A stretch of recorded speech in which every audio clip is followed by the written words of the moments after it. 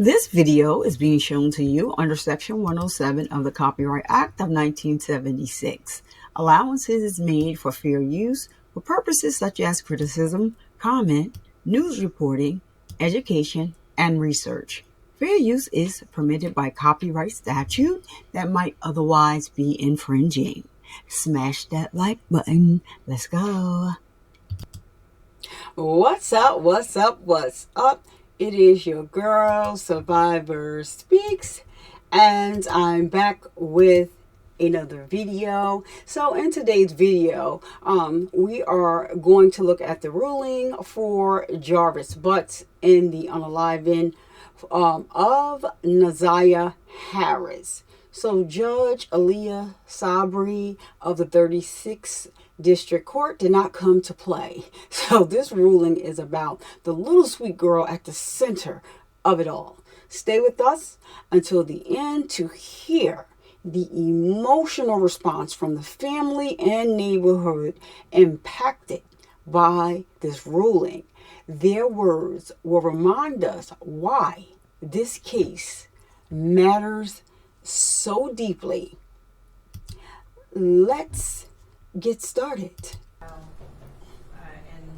the one thing I had highlighted in pink was the quote, "In this case, there was no physical evidence such as bloodstains or a weapon leaking defendant to Joyce's death. In this case, we don't have the same facts or circumstances." I do agree this is a circumstantial case, and circumstantial evidence is sufficient for a bind over and even conviction. Today is January 9th, 2025, exactly 1 year, from the day Naziah Harris disappeared. Before I get into the charges, and the main charge of premeditated first-degree murder, I have to speak on Naziah Harris and the community who failed her. And I'm only presented with certain evidence. I don't know the whole story. The attorneys know more than me, the family knows more than me, but from what I have heard over the last 4 days and 5 days total, is that several people failed her. I don't know where her mother is. I don't know anything other than that she was forced to live in a home where she was not protected or given the adequate attention and love. I don't know where her father is. I don't have any mention of him in her life, no presence.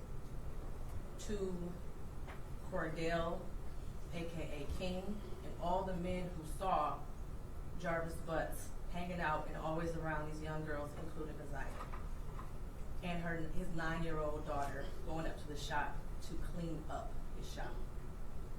The school counselor who never showed up, or the person who was supposed to show up if that counselor was absent, after Naziah was on the floor on the day she went missing, saying that she needed to speak to someone and speak to a counselor.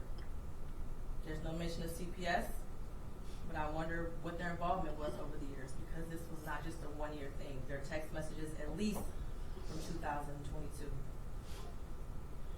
To her adoptive grandmother, Annette Harris, whose testimony, in my opinion, was very questionable. I understand why the people put her on the stand to establish Naziah's residence and the houses on Bedford and the regular routine, to establish also that Naziah was not a runaway child, that she was not a bad kid. I do believe she adopted Naziah. I do believe that she had 6 kids in the house.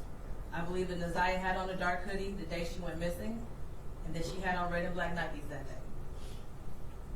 What is hard to believe is that the defendant never came into the house as she testified. And there was also a minor that testified that he did as well. Text messages that showed between him and Naziah that he did in the basement, saying he was going to the shower, stealing her panties. He was always lurking around that house and asking for Janiyah and Zaniyah, from what I know. I even thought about the breakfast routine and saying that all the kids like eating breakfast at school. Did they have a choice? I don't know. But to always send those girls up there to clean up the shop raises questions. And how were there 2 women in that house who have birthed children themselves who did not notice that Naziah was pregnant, and I believe she was, and not having her period anymore? But then after hearing text messages today begging Jarvis for pads as if she didn't have anyone else to give them for her. And what stood out the most was when Annette Harris stood on the stand. And she learned around 6 p.m. that Neziah did not come home from school, and said she looked around for her and decided to wait until the next morning to call the police. Without a tear, without emotion, or any expression of being devastated. And to her Aunt Shannon, who also showed no emotion, expression of being devastated from Neziah going missing. She stated that she had friends help look for Neziah, but was directed to just wait until the morning to call the police. A grown woman who likely suspected something strange going on didn't feel the need to call the police either.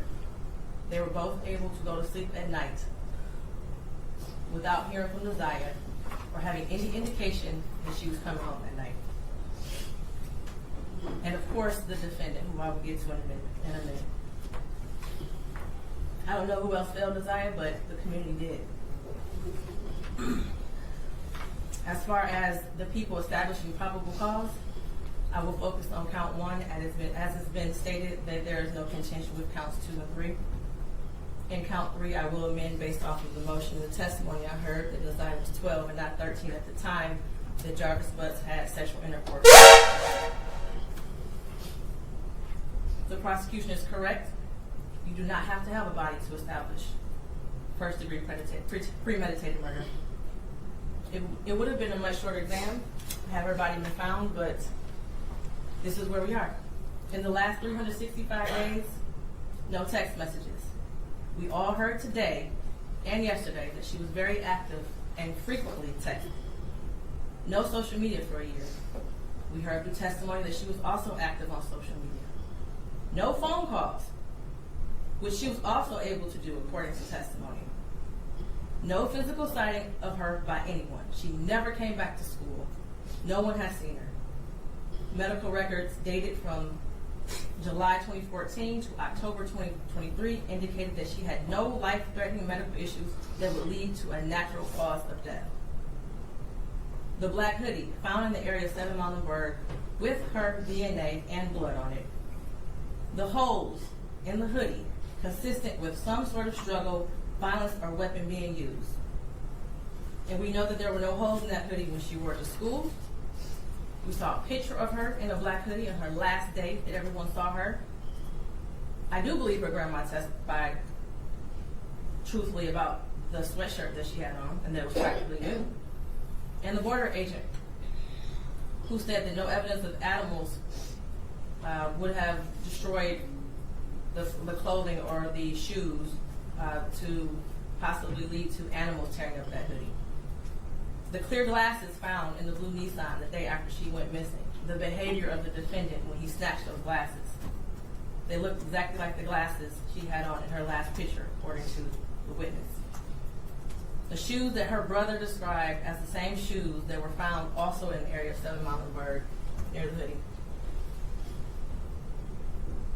While this is still probable cause, the evidence all points to Jarvis Butts. His locations, him being seen with her last, the abortion searches, the abrupt silence between the two of them in text messages, and the constant lies he told throughout the entire investigation. And they were proven to be lies with text messages and other testimony.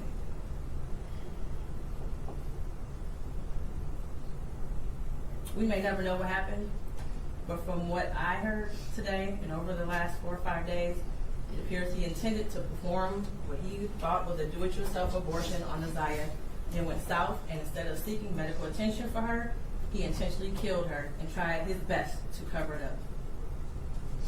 As much as I want her to be alive today, there is at least probable cause to show and believe that she is dead and that she was murdered by Jarvis Butts. Mr. Butts, stand up.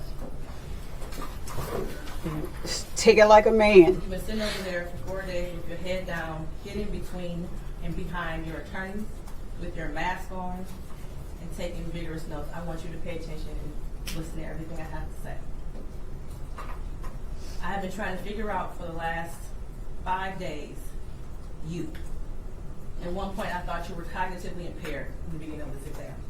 And then maybe you had the brain of a 10-year-old, and that's why you were doing such things. But as I heard more and more testimony, you're just a true definition of a pedophile. Watching you laugh and brag about all the women you have with different women and the children and the girlfriends, and making babies to groom them and having them in your presence, cleaning up your shop, and the little girls around you, has landed you here today. You groomed Desire. You played mind games with her. We all heard that. You controlled her emotionally. She was exposed to so much at such a young age. The text messages between you two were disgusting to hear. And to think that she had you saved in her phone as a babe for life. Desire deserves so much more. And while I mentioned other people that failed her, Jarvis Butts, you were the monster in this whole picture. She did deserve love from her parents and everyone who was in her life. She was ignored, she was neglected, and you took complete advantage of that. She wanted someone to love her, and she will never know what that feels like. Your children deserve more.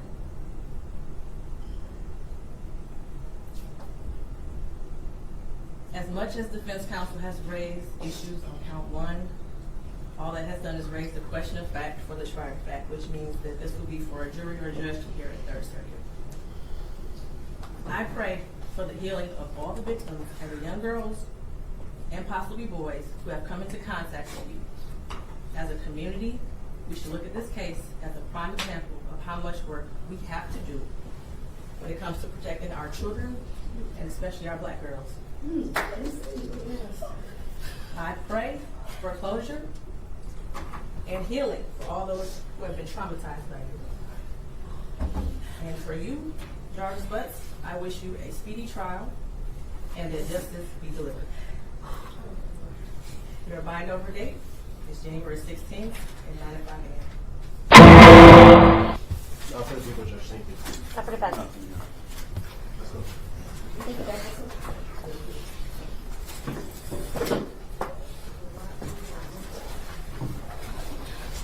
Do the right thing and tell us where she's at, please. Sorry, Judge. Just do it, Jarvis. Where is she at, Jarvis? Just tell us. So, I love the way that the judge pointed each and every one out that failed Naziah Harris. She called them all out on the carpet. So, I'm going to reserve my comments regarding some of the family members sitting, and observing the ruling today. Going to reserve that. That was still their loved one, and they have the right to mourn. So, I'm going to reserve that for that, okay? And I'm going to just move on, just like they're, because, yes, I'm going to reserve that. And so, his attorneys were standing there looking like they were getting their tongue lashed as well. The public is outraged. So, this case was bound over until January 16th. At 9:30 a.m. And I will be covering this trial. So that's January 16th at 9:30 a.m. And at that court date, we should know more.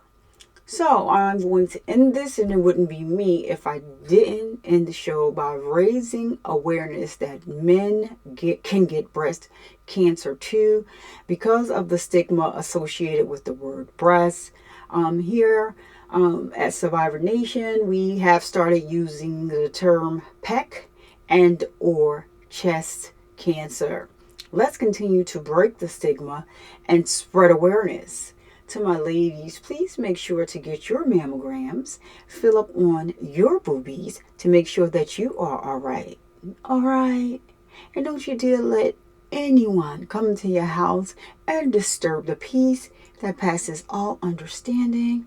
I am Survivor Speaks, and I'll see you guys in the next live or video upload. Peace.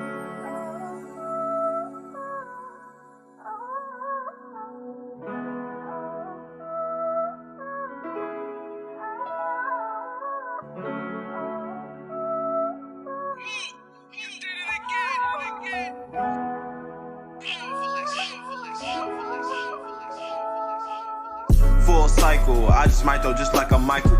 Mama gone now, I'm thinking death is now we entitled. And it was me versus me, them battles had to fight through. And when you way in the dark, them demons try to fight you. But you can't let them when you gotta see the damn light. Diabetes came from nowhere, messed up whole life. That's what I used to think, my mama helped me out. I got one deer in the sky to make proud, don't count me out. Let's get it started, rest in peace my mama, I don't wanna talk. Fresh fit, who that little nigga, fresh the way he walk. New drip, I'm that one dude creating all the sauce. News flip, you that one do the worker, not a boss. It's safe to say that after all this, I'm standing tall. It's safe to say that after all this, I'm still gon' ball. It's safe to say that after